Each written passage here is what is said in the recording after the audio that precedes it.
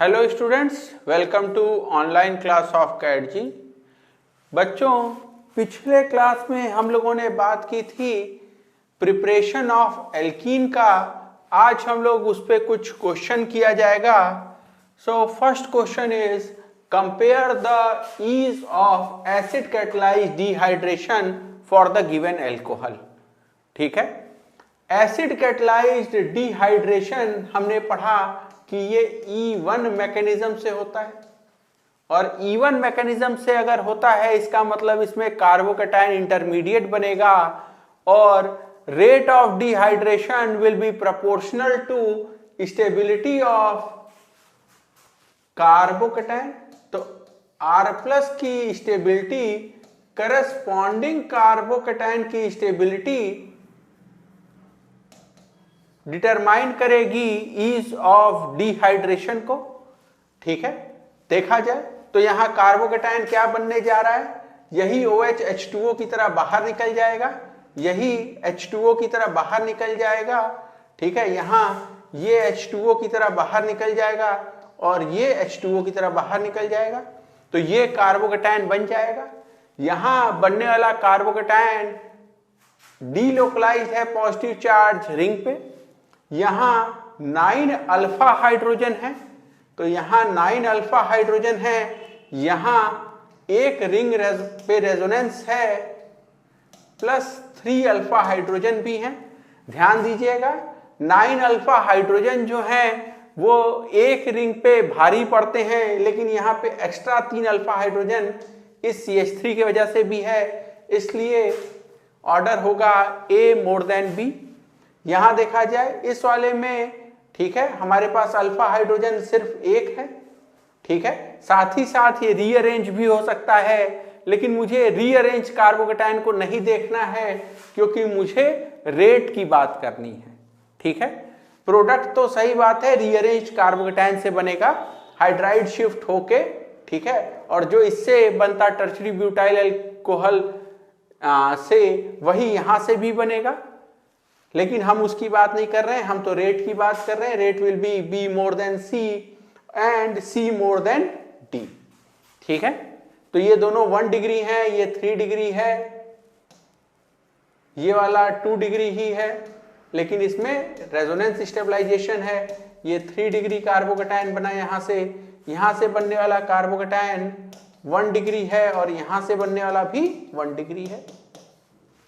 ठीक है, तो कार्बोकैटायन बना के मैंने उसके स्टेबिलिटी का ऑर्डर देखा और वही जो है वो ईज ऑफ डिहाइड्रेशन का या रेट ऑफ डिहाइड्रेशन का ऑर्डर मुझे वहां से मिल गया। आगे इसी क्वेश्चन का सेकंड पार्ट देखा जाए। इनमें रेट ऑफ डिहाइड्रेशन मुझे कंपेयर करना है, फिर से वही काम किया जाए, वाटर को बाहर निकाल के कार्बोकैटायन बना दिया जाए। ठीक है,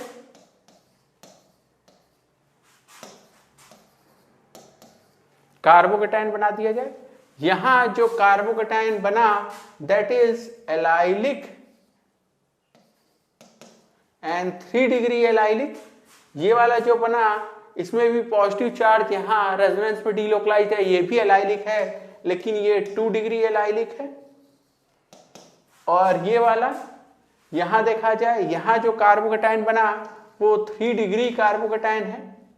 ठीक है, यहां जो बना ये तो 1 डिग्री कार्बोकैटायन है, तो कार्बोकैटायन के स्टेबिलिटी का ऑर्डर होगा और यही ईज ऑफ डिहाइड्रेशन का भी ऑर्डर होने जा रहा है। नेक्स्ट देखा जाए, इनमें मुझे ईज ऑफ डिहाइड्रेशन कंपेयर करना है। ध्यान दीजिएगा, इस बार भी आप क्या करेंगे, H2O को बाहर निकालेंगे और कार्बोकैटायन बनाएंगे, लेकिन इसको ध्यान से देखिए।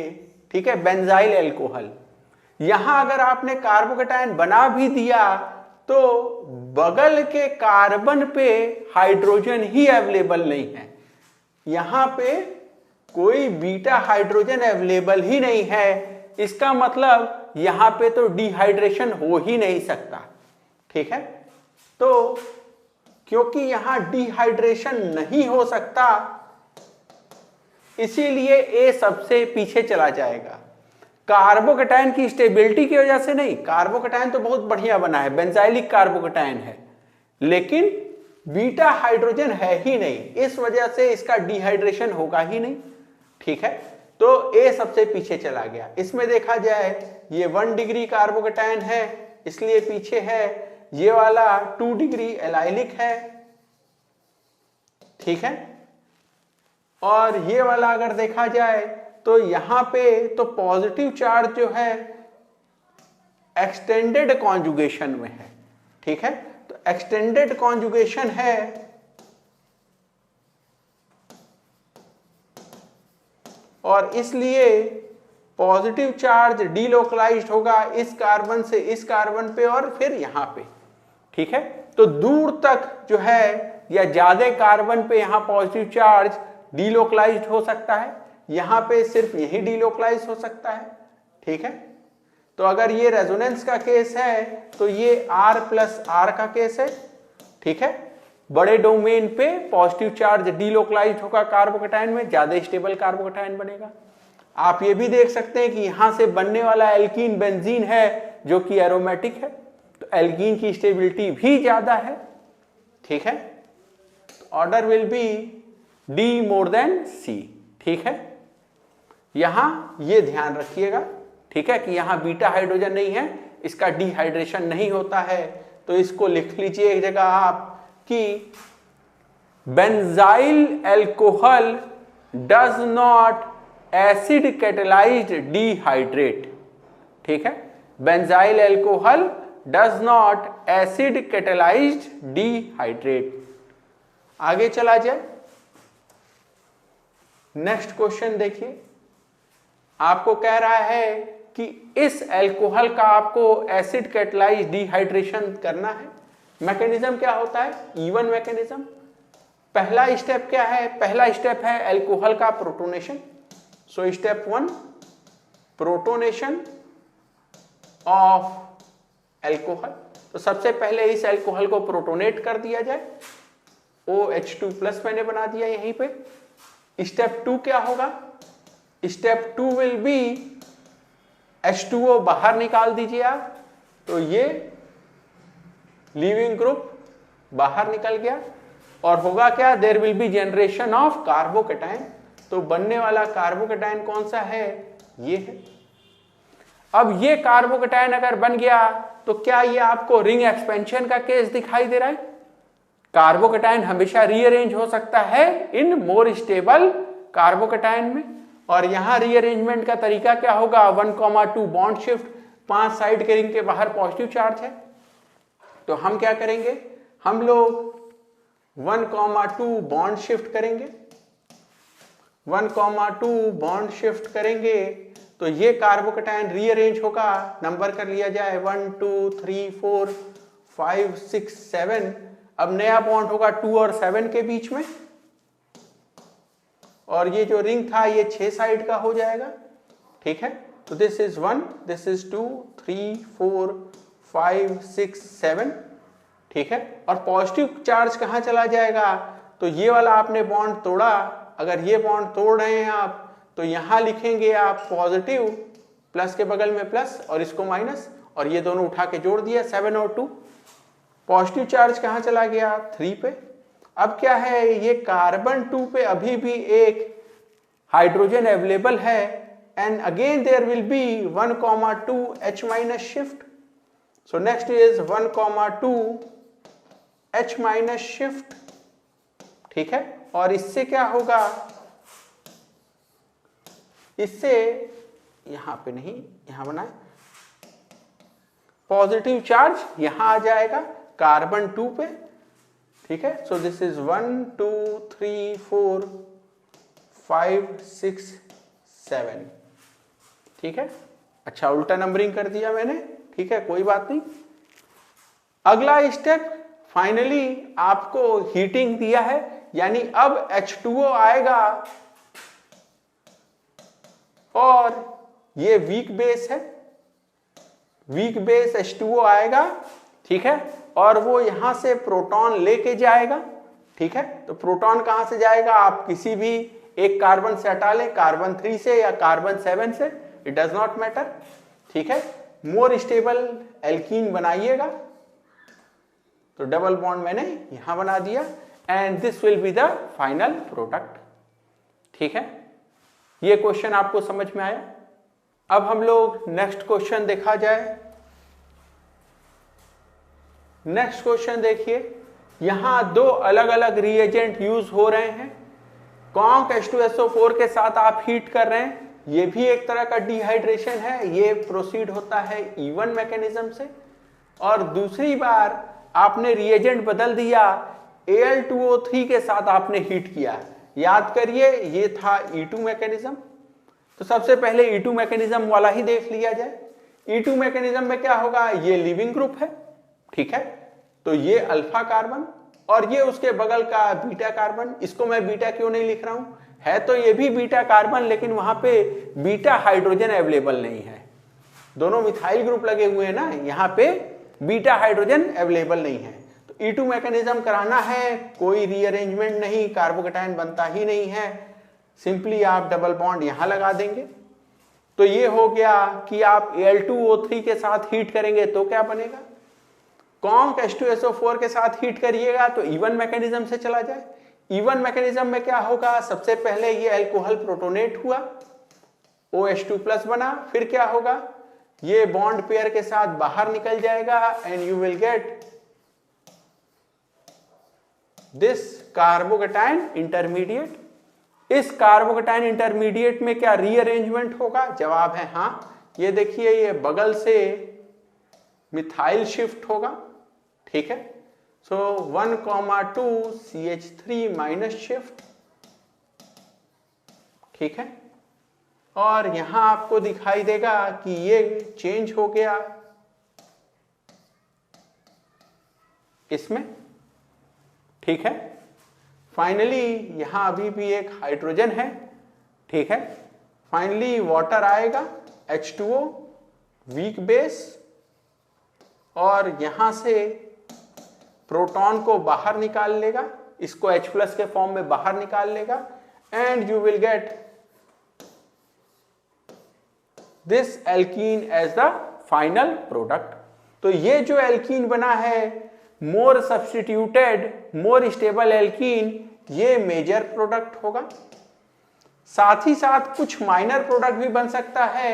फॉर एग्जाम्पल आप यहां से बीटा हाइड्रोजन हटा लेते या यहां से हटा लेते, ठीक है। तो अगर आप माइनर प्रोडक्ट भी लिखना चाहते हैं तो आप एक ये माइनर प्रोडक्ट लिखिए जब यहां से आपने बीटा हाइड्रोजन हटाया, और अगर यहां से बीटा हाइड्रोजन आपने हटा लिया तो उस केस में ये माइनर प्रोडक्ट भी बनेगा।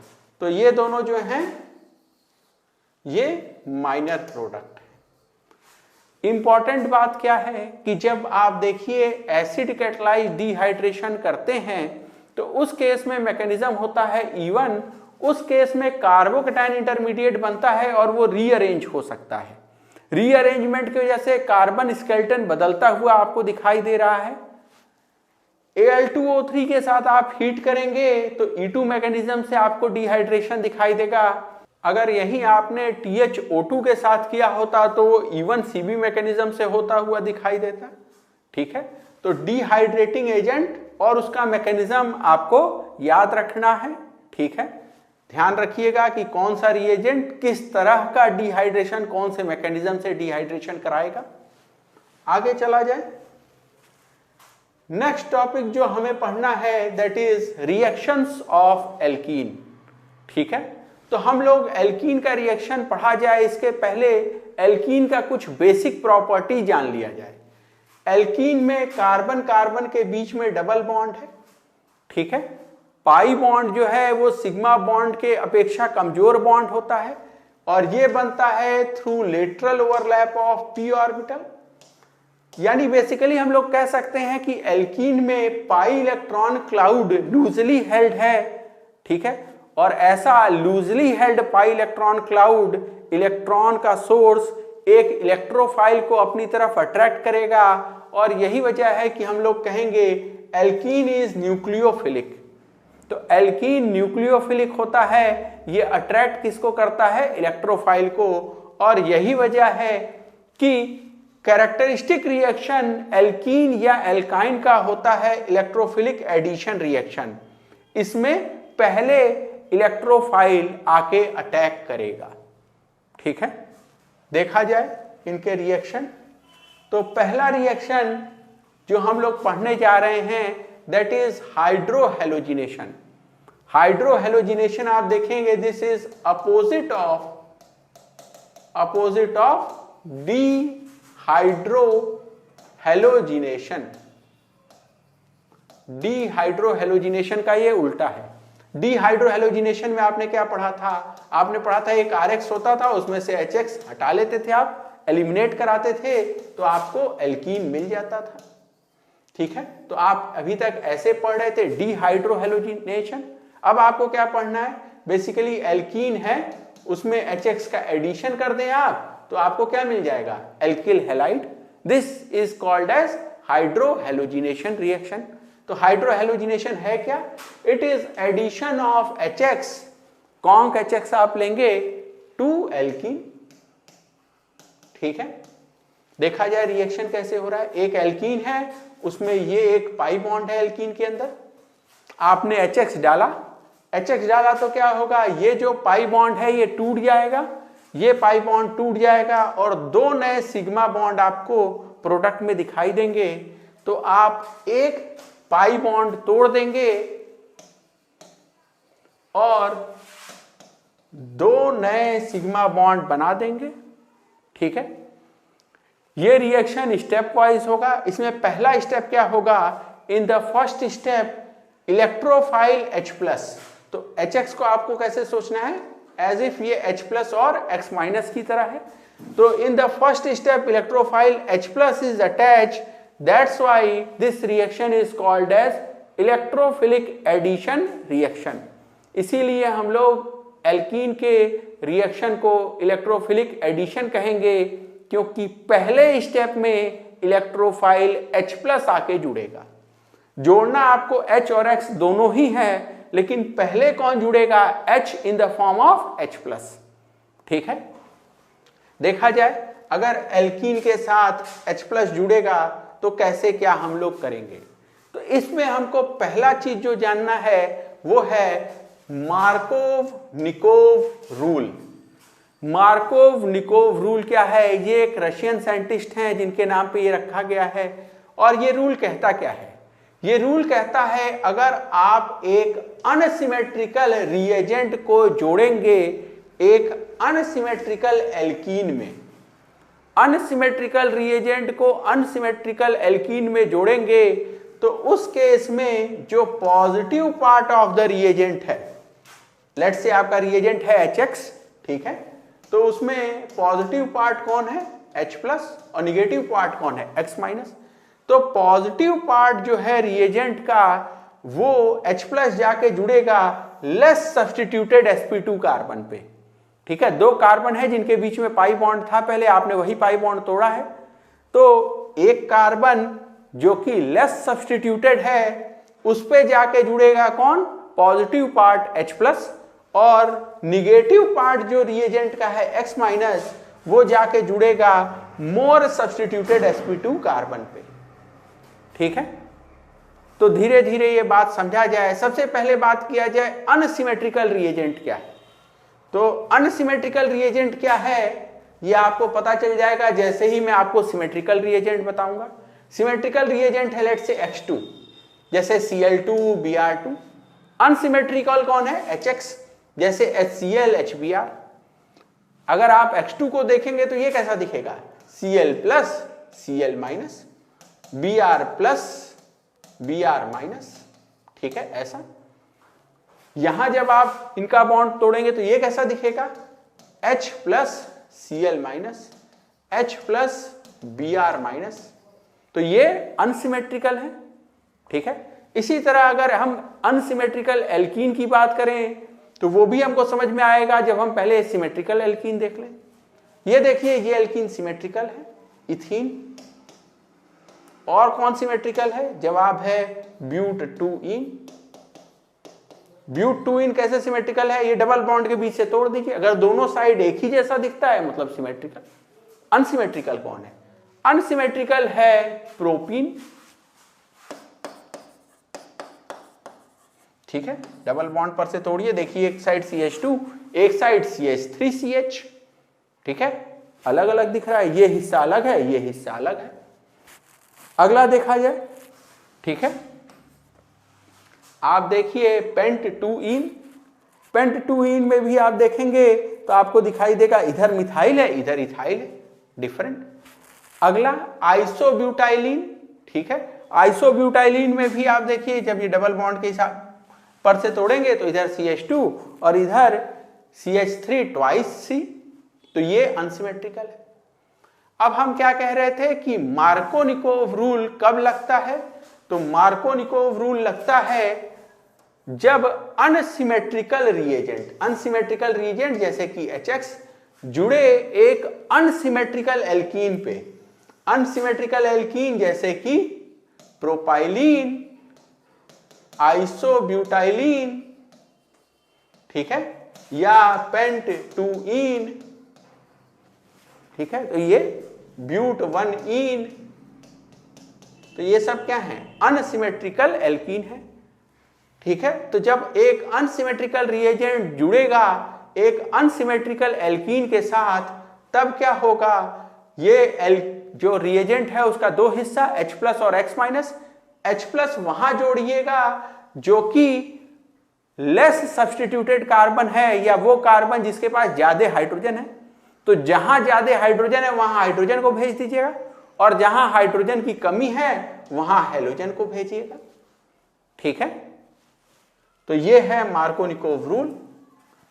कुछ सिंपल सा केस देखा जाए उसमें मार्कोनिकोव रूल समझा जाए तो कुछ छोटा सा एग्जांपल, एक अनसिमेट्रिकल एल्कीन मैंने ले लिया, कौन सा? ये देखिए ये अनसिमेट्रिकल है प्रोपीन, ठीक है, एक अनसिमेट्रिकल एल्कीन और एक अनसिमेट्रिकल रिएजेंट HCl, ठीक है, इसको सोचिए आप H+ और Cl-। अब मार्कोनिकोव रूल क्या कहता है? मार्कोनिकोव रूल कहता है कि हाइड्रोजन को वहां भेजो जहां पहले से हाइड्रोजन ज्यादा है, तो हाइड्रोजन को इधर भेज दीजिए, ठीक है, और निगेटिव पार्ट Cl- को वहां भेजिए जो कि मोर सब्स्टिट्यूटेड कार्बन है या जहां हाइड्रोजन कम है, ठीक है। तो इस कार्बन को हम क्या कहेंगे? Less substituted carbon, and this one is more substituted carbon, ठीक है। तो मोर सब्स्टिट्यूटेड कार्बन पे निगेटिव पार्ट जाएगा और लेस सब्स्टिट्यूटेड कार्बन पे H+ जाएगा या पॉजिटिव पार्ट जाएगा। फाइनली आपको प्रोडक्ट क्या मिलेगा? तो you will gate CH3 CH2, ये पाई बॉन्ड था जिसको अब आप तोड़ रहे हैं, ठीक है, ये पाई बॉन्ड तोड़ दिया आपने, एक बॉन्ड यहां एक बॉन्ड यहां, यहां देखिए हाइड्रोजन जो है कम है, मोर सब्स्टिट्यूटेड कार्बन है, इधर क्लोरीन को लगा दीजिए, यहां हाइड्रोजन पहले से ही ज्यादा है, यहां और हाइड्रोजन लगा दीजिए, ये वाला कार्बन लेस सब्स्टिट्यूटेड है, इसको हाइड्रोजन मिलेगा। अगला वाला आप खुद से करके देखिए क्या करेंगे आप, अगेन H+ Br-, ठीक है, ये डबल बॉन्ड आपको तोड़ना है, ठीक है, दोनों टूट गया, ये वाला बॉन्ड आपको तोड़ देना है ऊपर वाला, हाइड्रोजन को कहा? जहां पहले से हाइड्रोजन ज्यादा है, और निगेटिव पार्ट को कहा? जहां पहले से एल्किल ग्रुप ज्यादा है जो कि मोर सब्स्टिट्यूटेड कार्बन है, ठीक है, and product will B CH3C CH3, this is Br and this is CH2H। अब हम लोग आगे देखा जाए तो अब बात किया जाए इसके डिटेल की, मैकेनिज्म की, कि क्यों हो रहा है ये, ठीक है। तो देखिए क्या हो रहा होगा, आपने एक अनसिमेट्रिकल एल्कीन लिया, ठीक है, एक अनसिमेट्रिकल एल्कीन लिया है और जब आप उसका रिएक्शन करा रहे हैं HX के साथ in let's say CCl4 solvent, तो CCl4 सॉल्वेंट में ध्यान दीजिएगा कि HX का बहुत आयोनाइजेशन नहीं होगा, HX एक्चुअली H+ और X- में टूटेगा नहीं। ये तो हम लोग अपना सोचने के लिए, ठीक है, जल्दी से प्रोडक्ट बनाने के लिए शॉर्टकट की तरह इसको इस्तेमाल करते थे। होता क्या है एक्चुअली कि ये जो न्यूक्लियोफिलिक एल्कीन है ये अटैक करता है, ठीक है, H पे जिसपे कि पार्शियल पॉजिटिव है और X- जो है वो बाहर निकल जाता है। तो न्यूक्लियोफिलिक एल्कीन जो है इसने अटैक किया HX पे, ठीक है, और H जो है उस पर पार्शियल पॉजिटिव है, इलेक्ट्रोफिलिक सेंटर है, उस पर अटैक किया, X- बाहर निकल गया और जनरेट कर दिया कार्बोकैटायन इंटरमीडिएट, ठीक है। तो यहां क्या जनरेट होगा, यहां जनरेट होगा कार्बोकैटायन इंटरमीडिएट।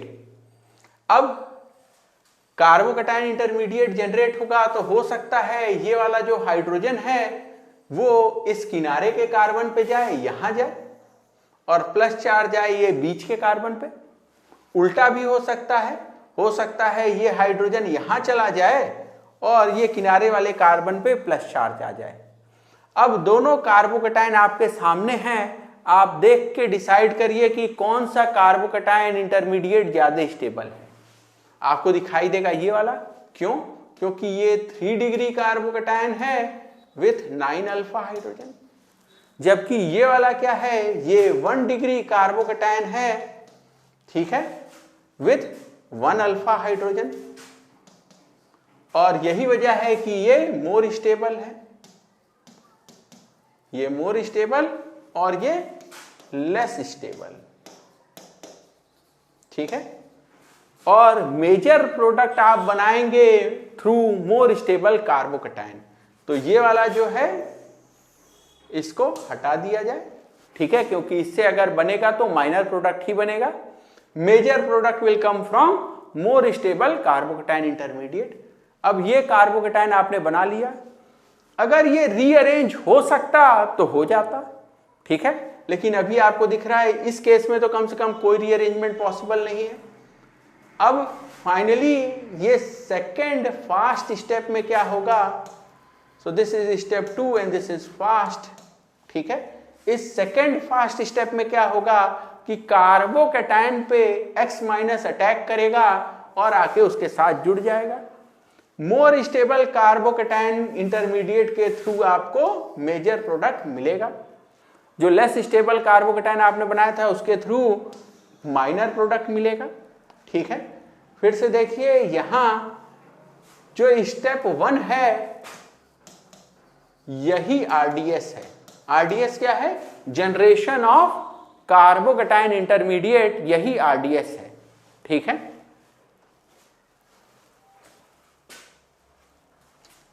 अब बात कर ली जाए रिजियो सेलेक्टिविटी की। हमने आपको बताया कि मोर स्टेबल कार्बोकैटायन के थ्रू मेजर प्रोडक्ट बनेगा, ठीक है। तो रिजियो सेलेक्टिविटी क्या कहती है, यहां पे देखिए इन दोनों में से कौन सा मेजर है, ये वाला, ठीक है। कैसे ये मेजर है, क्योंकि ये मोर स्टेबल कार्बोकैटायन इंटरमीडिएट के थ्रू आया है, थ्रू मोर स्टेबल कार्बोकैटायन इंटरमीडिएट, ठीक है। तो ये मोर स्टेबल कार्बोकैटायन इंटरमीडिएट के थ्रू आया है। अगला बात किया जाए रेट ऑफ रिएक्शन के, तो rate of reaction will be proportional to nucleophilicity of alkene, क्योंकि न्यूक्लियोफिलिक एल्कीन को ही अटैक करना था HX पे, ठीक है। ध्यान दीजिएगा CCl4 या आपने अगर इसी तरह का कोई और नॉन पोलर अगर मीडियम लिया है तो वहां HX का बहुत आयोनाइजेशन नहीं हो रहा है, ठीक है। अगला बात किया जाए, जो भी फैक्टर न्यूक्लियोफिलिसिटी ऑफ एल्कीन को बढ़ाएगा वो रेट ऑफ रिएक्शन को भी बढ़ाएगा। यानी अगर आपके एल्कीन पे इलेक्ट्रॉन डोनेटिंग ग्रुप लगे हैं तो electron donating group on alkene will increase its nucleophilicity and rate of the reaction. और इसका उल्टा, अगर एल्कीन पे कोई इलेक्ट्रॉन विड्रॉइंग ग्रुप लगा है तो वो इलेक्ट्रॉन क्लाउड डेंसिटी को कम करेगा, न्यूक्लियोफिलिसिटी को कम करेगा और रेट ऑफ रिएक्शन को भी कम कर देगा, ठीक है। आगे चला जाए, हम ये भी कह सकते हैं कि यहाँ कार्बोकैटायन इंटरमीडिएट बना है इस रिएक्शन में, and stability of the carbocation intermediate, ठीक है, उसी के प्रोपोर्शनल होगा रेट।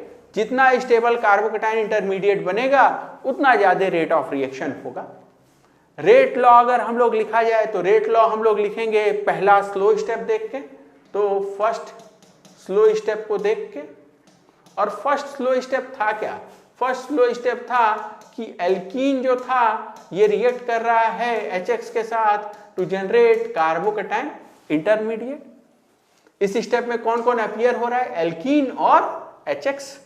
इसीलिए rate will be K times concentration of alkene into concentration of HBr, या HX अगर आप लिखें तो आप HX के साथ देख रहे हैं तो ठीक है।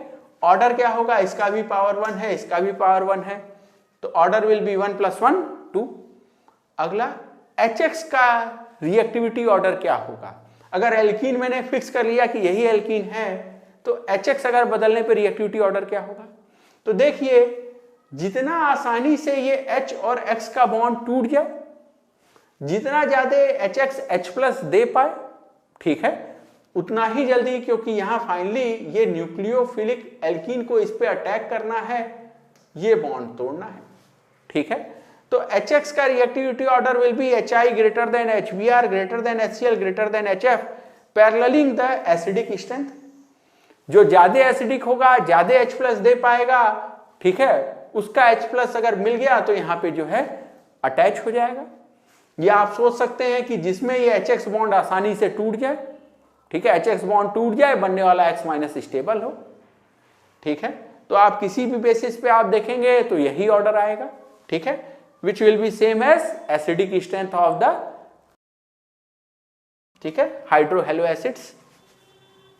अगला बात किया जाए, नेक्स्ट और बहुत ही इंपॉर्टेंट बात है कि जो मार्कोनिकोव रूल था वो एक सिंपलिस्टिक वर्जन है एक्चुअल मैकेनिज्म का। और ध्यान रखिएगा कि Markovnikov rule is applicable only in case of simple alkenes. सिर्फ सिंपल एल्कीन में ही मार्कोनिकोव रूल लगता है, ठीक है। अगर आपको दिया गया एल्कीन में कोई इलेक्ट्रॉन डोनेटिंग ग्रुप, कोई इलेक्ट्रॉन विड्रॉइंग ग्रुप दिख जाए, सिंपल एल्कीन से वो ज्यादा कॉम्प्लेक्स हो जाए, कॉम्प्लेक्स एल्कीन हो जाए, तो उस केस में आप हमेशा मैकेनिज्म के थ्रू देखिएगा, you will go through more stable carbocation intermediate. तो ध्यान रखिएगा, आप हमेशा मोर स्टेबल कार्बोकैटायन इंटरमीडिएट के थ्रू बना के देखिएगा प्रोडक्ट, ठीक है। और एक बात और ध्यान रखिएगा, क्योंकि कार्बोकैटायन बना है तो कार्बोकैटायन में रीअरेंज, तो इसका रीअरेंजमेंट भी पॉसिबल है, ठीक है। रीअरेंजमेंट के संदर्भ में कुछ भी बात नहीं करता मार्कोनिकोव रूल, ठीक है। तो ऐसे एल्कीन जिसमें कार्बोकैटायन बनने वाला, ठीक है, रीअरेंज होता हो, उसमें भी मार्कोनिकोव रूल आप नहीं लगा सकते। जिसमें इलेक्ट्रॉन विड्रॉइंग या इलेक्ट्रॉन डोनेटिंग ग्रुप हो उसमें भी नहीं लगा सकते। एक छोटा सा क्वेश्चन के थ्रू ये बात समझ लिया जाए। Question says in which of the below Markovnikov rule does not apply.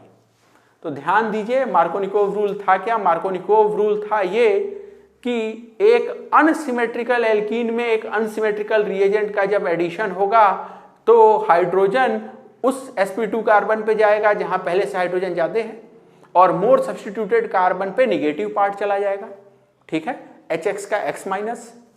देखा जाए इन सब में हम लोग सबसे पहले मार्कोनिकोव के हिसाब से ही आंसर लिखते हैं। तो मार्कोनिकोव क्या कहेंगे? मार्कोनिकोव कहेंगे कि इसको कहो H+, Br-, H+, Br-, H+, Br-, ठीक है। हाइड्रोजन को कहां लगाओ?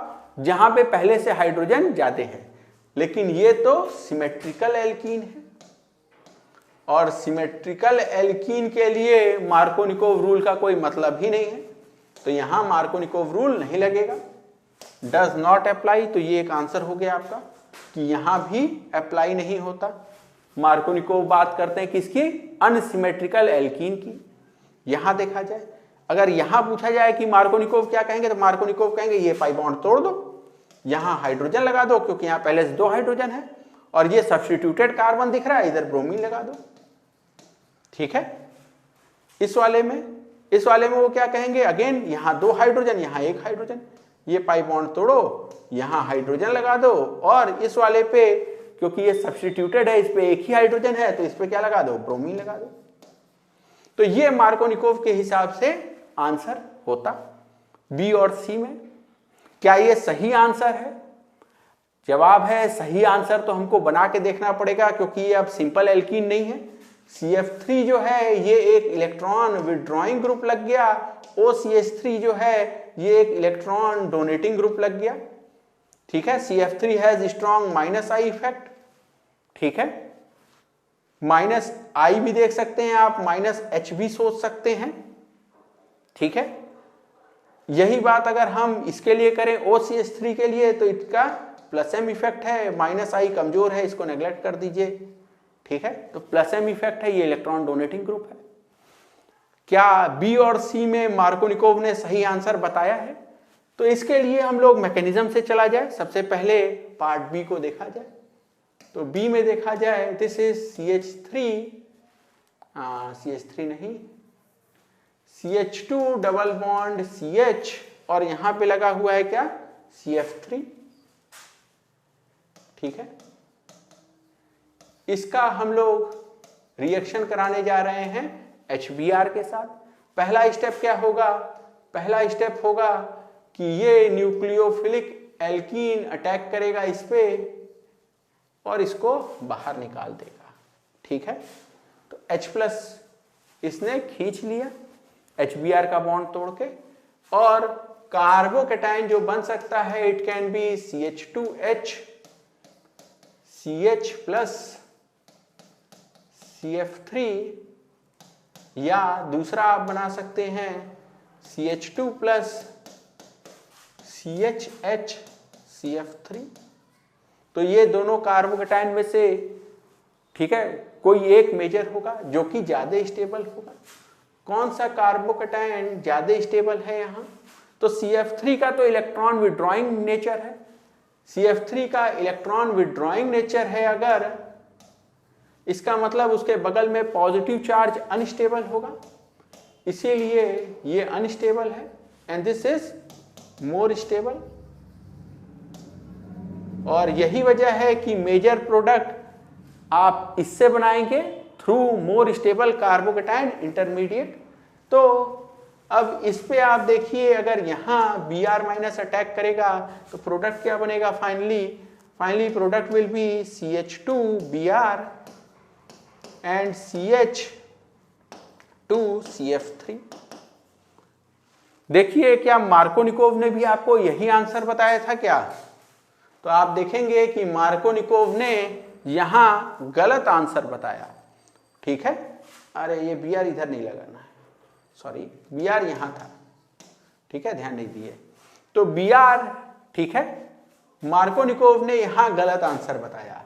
तो इस केस में भी मार्कोनिकोव रूल नहीं लगा। ठीक है, ये भी आंसर हो गया आपका। ठीक है, तो ये भी आंसर है आपका, ए भी और बी भी। सी के केस में देखा जाए, ठीक है, क्या सी में मार्कोनिकोव रूल अप्लाई होगा या नहीं, थोड़ा जगह बना लिया जाए। ठीक है, ये CH3 की जगह इस बार मैं OCH3 लिख देता हूं।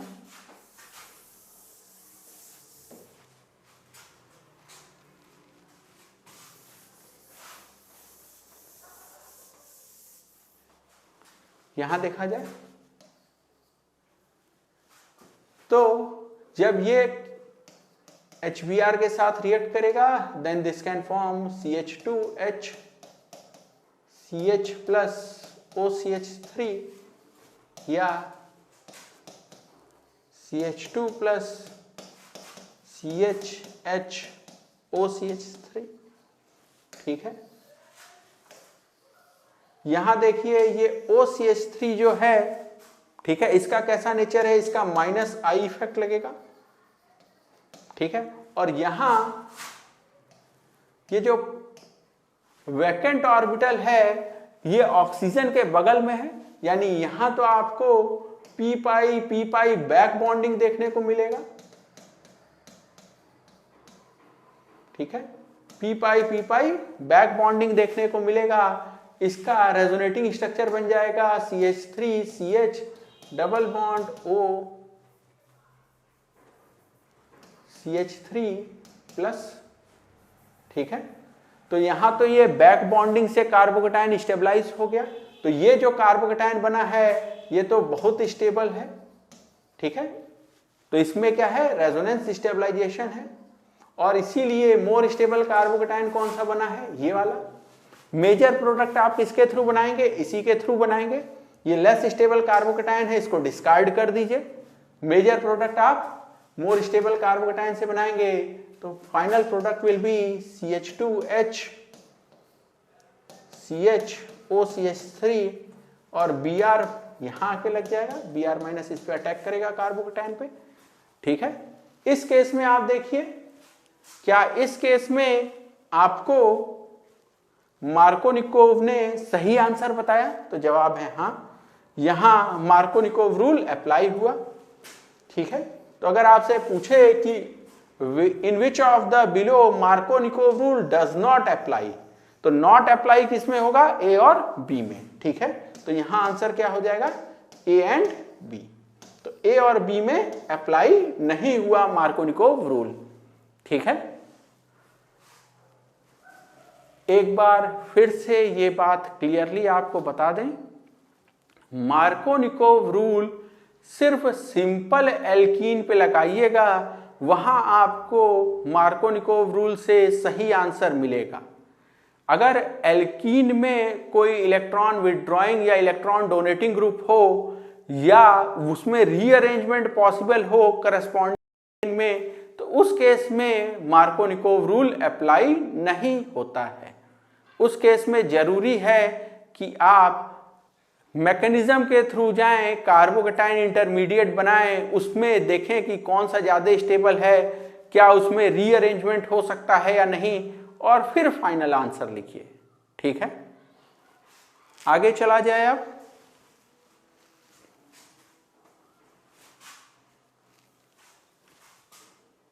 नेक्स्ट क्वेश्चन से discuss the product and rate. ठीक है, तो सबसे पहले प्रोडक्ट की बात कर लें। यहां देखिए ब्रोमीन है, और ब्रोमीन का कैसा इफेक्ट होगा, +M और -I। ठीक है, सबसे पहले आप क्या करेंगे, इसमें इलेक्ट्रॉन ग्रुप लगा हुआ है, इसलिए आपको क्या करना है, मैकेनिज्म के थ्रू जाना है। ठीक है, सबसे पहला स्टेप ये होगा कि आप मोर स्टेबल कार्बोकेटायन बनाएंगे, and more stable carbocation will be this. आप बना के देख लीजिएगा। क्यों ये होगा, क्योंकि यहां बैक बॉन्डिंग हो सकता है। ठीक है, इसका रेजोनेटिंग स्ट्रक्चर जो है ये वाला भी आपको मिल जाएगा। ठीक है, so this is P pi back bonding. ये बात अलग है कि ब्रोमीन जो है उसका साइज काफी बड़ा हो गया है, कार्बन जो है सेकेंड पीरियड का, ब्रोमीन फोर्थ पीरियड का, तो उतना अच्छा बैक बॉन्डिंग नहीं होगा, लेकिन फिर भी ठीक है, बैक बॉन्डिंग के चलते ये मोर स्टेबल कार्बोकेटायन है। और फाइनली इस पे Br माइनस अटैक करेगा सेकेंड स्टेप में। ठीक है, ये फास्ट स्टेप होगा, ये स्टेप 1 RDS है, कार्बोकेटायन का जनरेशन। ठीक है, Br माइनस अटैक करेगा, and final product will B CH2H CH Br। ठीक है, तो H यहां और Br यहां। ठीक है, ये पॉइंट क्लियर हो गया। तो प्रोडक्ट आपने बना दिया, ये है आपका फाइनल प्रोडक्ट। अगला कह रहा है रेट को कंपेयर करो। अगर आपने इसका रिएक्टिविटी कंपेयर करना है इसके साथ, तो देखिए जो ब्रोमीन है इसका इफेक्ट कैसा होता है, +M और -I, और डोमिनेट कौन करता है, -I। ठीक है, तो -I इफेक्ट डोमिनेट करता है। हमने बात ये पहले भी की थी कि in case of halogen inductive effect dominates over their mesomeric effect. तो ब्रोमीन एक हैलोजन है, उसका इंडक्टिव इफेक्ट डोमिनेट करेगा। और यही वजह है कि अगर हम बात करें न्यूक्लियोफिलिसिटी की, तो न्यूक्लियोफिलिसिटी, ठीक है, इसकी ज्यादा होगी, और न्यूक्लियोफिलिसिटी इसकी ज्यादा होगी, इसलिए रेट भी इसी का ज्यादा होगा। ठीक है, तो यहां एक इंपॉर्टेंट पॉइंट आपने समझा कि प्रोडक्ट के लिए आप देखेंगे plus M effect of B R, और रिएक्टिविटी के लिए आपने देखा माइनस आई इफेक्ट। तो इस बात को बिल्कुल याद रखिए, ठीक है, कि HX के एडिशन में किसी भी एल्कीन में अगर आपको, ठीक है, कोई हेलोजन सब्स्टिट्यूएंट की तरह दिख रहा है डायरेक्टली अटैच sp2 कार्बन के साथ, तो जब आप प्रोडक्ट बना रहे होंगे तो आप सोचेंगे कि हेलोजन का प्लस एम इफेक्ट है, और जब आप रिएक्टिविटी सोच रहे होंगे तो सोचेंगे कि हेलोजन एक इलेक्ट्रॉन विड्रॉइंग ग्रुप है। रिएक्टिविटी के लिए क्या सोचेंगे कि ये एक इलेक्ट्रॉन विड्रॉइंग ग्रुप है। ठीक है, तो ये बात याद रखिएगा। नेक्स्ट क्वेश्चन देखा जाए। So next question says compare the reactivity for reaction with HBr। कुछ एल्कीन मुझे दिए हुए हैं, मुझे HBr के साथ रिएक्टिविटी कंपेयर करना है। इसका मतलब मुझे करना क्या चाहिए, करस्पॉन्डिंग कार्बोकैटायन बना के मैं चेक कर लूं और उसके स्टेबिलिटी का ऑर्डर लिख दूं, वही रिएक्टिविटी का ऑर्डर हो जाएगा। तो एक तरीका तो होगा मेथड 1, जो कि कहेगा कि आप करस्पॉन्डिंग कार्बोकैटायन का स्टेबिलिटी देख लें, और अगर आप ये नहीं करना चाहते तो एक और मेथड है अवेलेबल, मेथड 2, जो कि कहता है कि आप न्यूक्लियोफिलिसिटी देख लें ऑफ एल्कीन। तो एल्कीन का न्यूक्लियोफिलिसिटी देख के भी काम चल जाएगा। सबसे पहले एल्कीन का न्यूक्लियोफिलिसिटी ही देख लिया जाए। ठीक है, तो कोई भी इलेक्ट्रॉन डोनेटिंग ग्रुप न्यूक्लियोफिलिसिटी को बढ़ाएगा, ये तो रेफरेंस हो गया। क्लोरीन नेट इलेक्ट्रॉन विड्रॉइंग है, -I से विड्रॉ कर रहा है, और NO2 तो और ज्यादा इलेक्ट्रॉन विड्रॉइंग है, स्ट्रॉन्ग -M और स्ट्रॉन्ग -I से विड्रॉ करेगा। तो ऑर्डर अगर मैं न्यूक्लियोफिलिसिटी ऑफ एल्कीन देखूं तो क्या हो जाएगा, A B C D। अगला चीज है कि आप कार्बोकैटायन की स्टेबिलिटी से देख लें। देखिए अगर ये HX के साथ रिएक्ट करेगा या HBr के साथ रिएक्ट करेगा, तो सबसे पहले क्या होगा, ये पाई बॉन्ड आप तोड़ देंगे। ठीक है, और पॉजिटिव चार्ज कहां लाएंगे, पॉजिटिव चार्ज इस कार्बन पे लाएंगे ताकि वो रेजोनेंस से रिंग पे डीलोकलाइज हो पाए। तो फाइनली होगा क्या, आप इधर एक H जोड़ दें और सभी में कार्बोकैटायन बना दें। यहां H जोड़ दिया, यहां प्लस लिख दिया, ये पाई बॉन्ड तोड़ा, यहां H यहां प्लस, H प्लस, ये पाई बॉन्ड तोड़ दिया। ठीक है, ये पाई बॉन्ड तोड़ दिया, यहां H यहां प्लस। और कार्बोकैटायन की स्टेबिलिटी देख लें। कार्बोकैटायन की स्टेबिलिटी देखेंगे, again electron donating group carbocation की स्टेबिलिटी को बढ़ाएगा, तो सबसे बढ़िया A, फिर कौन सा, रेफरेंस B, फिर कौन सा, ठीक है, C, और फिर D। ठीक है, क्यों, क्योंकि A इलेक्ट्रॉन डोनेटिंग ग्रुप लगा है यहाँ, ये तो रेफरेंस है। C में और D में दोनों में इलेक्ट्रॉन विड्रॉइंग ग्रुप ही है, लेकिन C में -I से इलेक्ट्रॉन विड्रॉ हो रहा है और D में तो -M से विड्रॉ हो रहा है।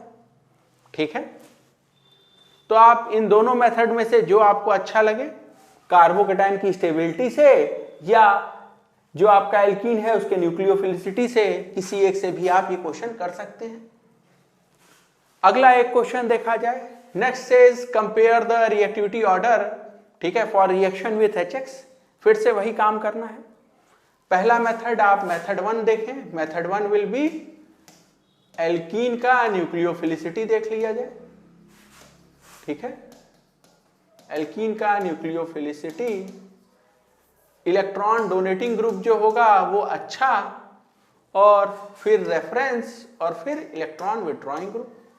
तो यहां देखिए OCH3, क्या ये इलेक्ट्रॉन डोनेटिंग है? ठीक है,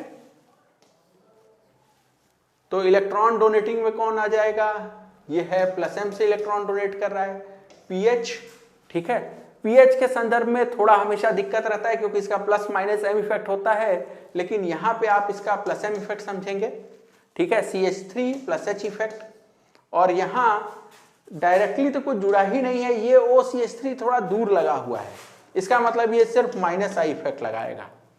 तो न्यूक्लियोफिलिसिटी से अगर मुझे ऑर्डर लिखना होता तो मैं लिखता A > B > C, रेफरेंस तो कुछ है नहीं, और सबसे अंत में इलेक्ट्रॉन विड्रॉइंग कौन सा है, D, ठीक है। तो दिस वाज मेथड 1। आप मेथड 2 का भी इस्तेमाल कर सकते हैं, ठीक है, कि आप कार्बोकैटायन स्टेबिलिटी देख लें। कार्बोकैटायन स्टेबिलिटी देखिएगा तो क्या करिएगा, यहाँ पे एक H लगा दीजिए, यहाँ पे पॉजिटिव चार्ज लगा दीजिए इस पाई बॉन्ड को तोड़ के, पाई बॉन्ड तोड़ दिया, यहाँ H, ध्यान दीजिएगा एक ही ये पाई बॉन्ड ही सिर्फ तोड़ना है, यहाँ पे पॉजिटिव, ये पाई बॉन्ड आपने तोड़ दिया, ठीक है, यहाँ H और यहाँ पॉजिटिव, फिर से ये पाई बॉन्ड तोड़ दीजिए, यहाँ H, यहाँ पॉजिटिव, ठीक है। ये पॉजिटिव बैक बॉन्डिंग से स्टेबलाइज्ड है, OCH3 के +m से स्टेबलाइज्ड है, यहाँ ये रिंग पे डिलोकलाइज हो जाएगा, ठीक है, पॉजिटिव चार्ज, यहाँ CH3 का +I और +H इफेक्ट लगेगा, हाइपर कॉन्जुगेशन, ठीक है। यहाँ पे 2 अल्फा हाइड्रोजन तो यहाँ वाले में दिखेगा, लेकिन OCH3 का -I इफेक्ट भी दिखेगा, फिर से यही ऑर्डर A B C और फिर D। तो दोनों मेथड आपके पास अवेलेबल हैं, जिससे आपको अच्छा लगे उससे कर लीजिएगा। और अब अंतिम चीज हम लोग बात कर लिया जाए स्टीरियोकेमिस्ट्री ऑफ रिएक्शन की, ठीक है।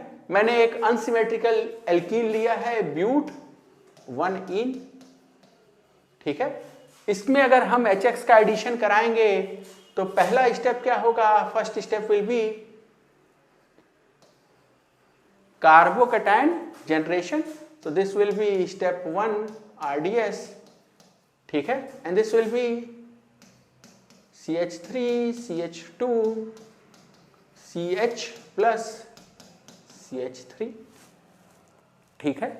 अब इस कार्बन को देखिए, ठीक है, इस पे पॉजिटिव चार्ज है, क्या ये कार्बन sp2 हाइब्रिडाइज है, ठीक है। क्या मैं इसको ऐसे बना सकता हूं H, इसको मैंने एक साथ लिख दिया ET और इसको Me और इस पे प्लस चार्ज, ठीक है। ये कार्बोकैटायन जो है दिस इज प्लेनर, ठीक है, तो ये प्लेनर कार्बोकैटायन है, साथ ही साथ ये प्रोकायरल है। ये प्रोकायरल का मतलब आप स्टीरियोकेमिस्ट्री से समझ के आए होंगे, फिर भी हम एक बार बता दें, प्रोकायरल ऐसा कार्बन जो कि आगे चल के कायरल बन जाएगा। क्यों आगे चल के कायरल बन जाएगा, तो देखो अभी तो ये sp2 है तो कायरल सेंटर हो ही नहीं सकता, कायरल सेंटर होने के लिए sp3 होना जरूरी है, लेकिन अभी ये sp2 भी है तो देखो इस पे लगने वाले तीनों ग्रुप डिफरेंट हैं, और अगर इस पे लगने वाला चौथा ग्रुप जो आगे कभी लगेगा रिएक्शन में वो इन तीनों से डिफरेंट आ जाए तो क्या ये कायरल सेंटर बन जाएगा ये कार्बन। तो ऐसा कार्बन जो कि आगे चल के रिएक्शन में मेरे कायरल सेंटर बनेगा उसको हम लोग क्या कहते हैं, प्रोकायरल कार्बन।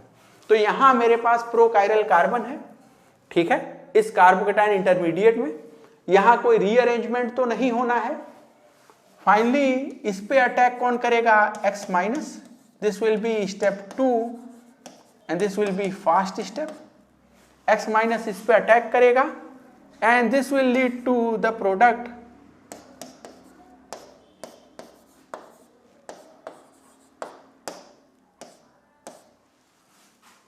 क्या अब ये कार्बन कायरल कार्बन हो गया, ठीक है। तो अब अगर आप प्रोडक्ट का स्टीरियोकेमिस्ट्री का बात करें तो देखिए क्या ये एक प्लेनर स्पीशीज है।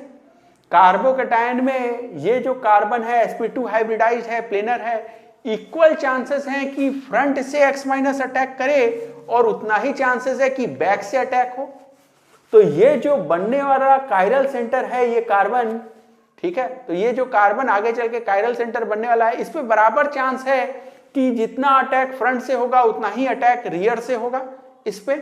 और यही वजह है कि जब ये प्रोडक्ट बनेगा तो उसमें इक्वल चांसेस होंगे कि आपके पास, ठीक है, जितना आपके पास ये डी फॉर्म बने उतना ही आपके पास ये एल फॉर्म भी बने, ठीक है। जितना आर एब्सोल्यूट कॉन्फ़िगरेशन बने उतना ही एस एब्सोल्यूट कॉन्फ़िगरेशन बने, तो फाइनल प्रोडक्ट जो यहां बनेगा that will be racemic mixture, ठीक है। तो अगर हम स्टीरियो केमिस्ट्री की बात करें तो हम कहेंगे final product will be racemic mixture, ठीक है। ऐसा क्यों हुआ? क्योंकि कार्बोकैटायन इंटरमीडिएट एक प्लेनर स्पीशीज था, जितना इस पे फ्रंट से अटैक होगा उतना ही प्रोबेबिलिटी है कि बैक से अटैक होगा। यही वजह है कि 50% ये बनेगा और 50% ये बनेगा। तो इनेंशियोमर का पेयर मिल जाएगा आपको प्रोडक्ट में, ठीक है। जितना डी फॉर्म उतना ही एल फॉर्म, जितना कैपिटल आर एब्सोल्यूट कॉन्फ़िगरेशन उतना ही कैपिटल एस एब्सोल्यूट कॉन्फ़िगरेशन, ठीक है। तो इसी के साथ हम लोग आज की बात खत्म करते हैं। Thank you.